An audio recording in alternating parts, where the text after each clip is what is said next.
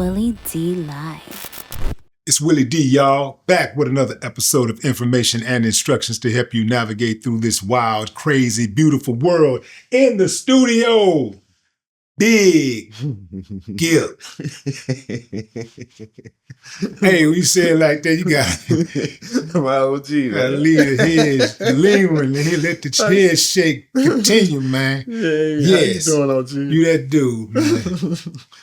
Gipp, man.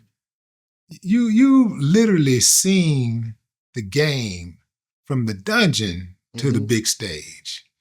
I follow you on Instagram and I see a lot of what you post, and you're not afraid to wear your heart on your sleeve. You lit them up, whatever you're thinking, this is what I'm thinking. But sometimes you kind of slick with it though, because sometimes you just kind of post something, put it out there and see what they're gonna do. Yeah. You know what I'm saying? Yeah. You want to get it started. You know, you like to start shit a lot. You know, but you want to just see what's happening, right? Yeah. But you do have a penchant for calling out the BS. You know, and what I want to know is, has there ever been a time in your life, in your career specifically, where you've had to compromise your spirit to keep the movement going? No, I think it was a time where I recognized that spirit being in front of my face. I recognized it's almost like you wait for those times and you wait for these accolades, but when you get into these places, you also have to understand there's things that people have to do to get the accolades. I've never been a person that like to be I call it the get along game. It's like I follow what the masses follow.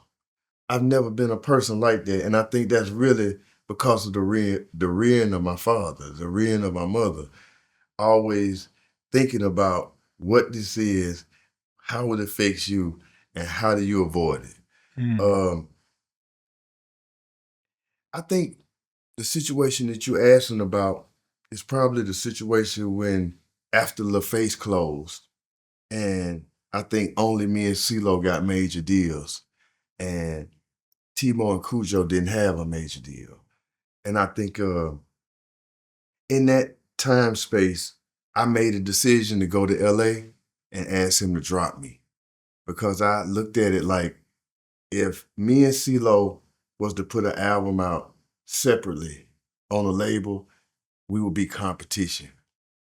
And I didn't want to have anything to do with making one of my brothers my competition on the same label.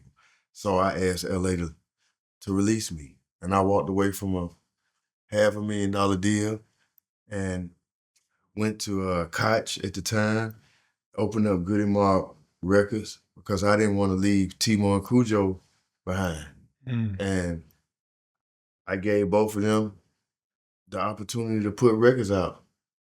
And they put out the Lumberjack albums, and I put out my first solo album. And we put out a Goody Mob album without CeeLo. So I think that was the time that I think I was put in a place of understanding. The industry wants you to think about you and yourself.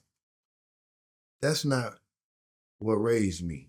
The one-man game, and that wasn't what raised me. What raised me was, if I get in, I'm supposed to pull 5 more in. And I think hip-hop stopped being like that once the money started coming in. I think once money started coming in and fame started coming in, and then another group of kind of people started coming around you, it's like they always come around your crew and they pick who they like.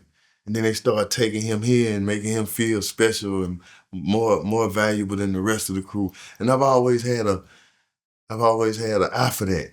Like, I was like one of the protectors of the dungeon. So when you came to the dungeon back in the day, if you couldn't get past us, then that means we didn't trust you. So to have that kind of system before we was in music, once we got into music, I really became a headache to executives. Because I would a lot of times be like, man, you ain't did shit to tell me nothing. And if they were to take their credit card away from you, you ain't worth nothing. So why do I have to value your opinion about where this group or where we going as a crew?